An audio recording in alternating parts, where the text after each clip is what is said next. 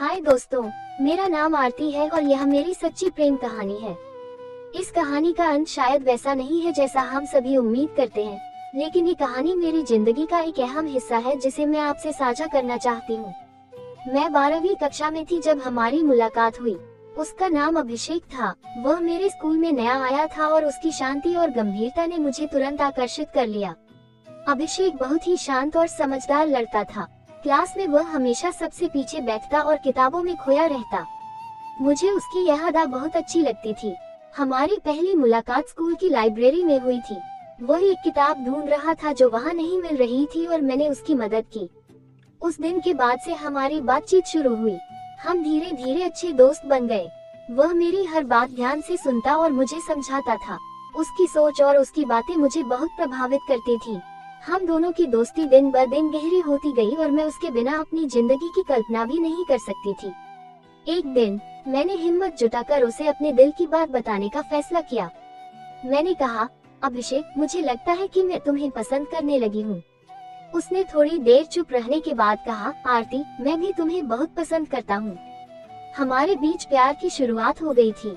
हम दोनों एक दूसरे के साथ बहुत खुश थे।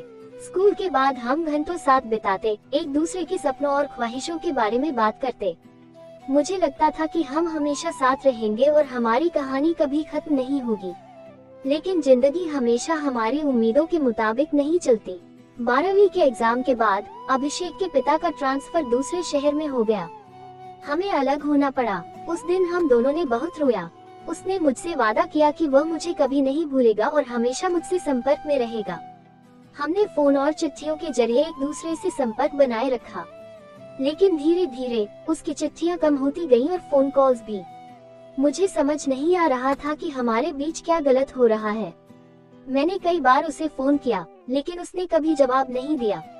फिर एक दिन मुझे उसकी माँ का फोन आया।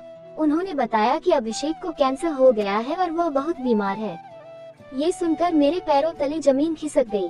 मैंने तुरंत उसके शहर जाने का फैसला किया। जब मैं वहां पहुंची, तो मैंने देखा कि अभिषेक बहुत कमजोर हो चुका था। उसकी आंखों में अब भी वही प्यार था, लेकिन वो बहुत थका हुआ और दर्द में था। उसने मुझे देखा और मुस्कुराया। उसने कहा, आरती, मैं तुम्हें आखिरी बार देखना चाहता था।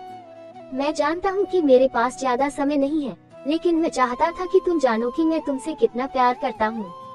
मेरी आंखों से आंसू बहने लगे। मैंने उसका हाथ पकड़ा और कहा, मैं हमेशा तुम्हारे साथ हूँ, अभिषेक। उसके बाद के कुछ दिन हमने साथ बिताए। हम अपने पुराने दिनों की बातें करते, हंसते और रोते, लेकिन मैं जानती थी कि हमारा समय बहुत कम है। एक दिन अभिषेक ने मुझसे कहा, आरती, मेरे जाने के बाद तुम अपना ख्याल रखना, अपनी जिंदगी जीना और खुश रहना। मुझे तुम्हारे चेहरे पर मुस्कान देखना पसंद है। कुछ दिनों बाद अभिषेक ने आखिरी सांस ली। मेरे जीवन का सबसे बड़ा हिस्सा खो गया था। मैं खुद को बहुत अकेला महसूस करने लगी।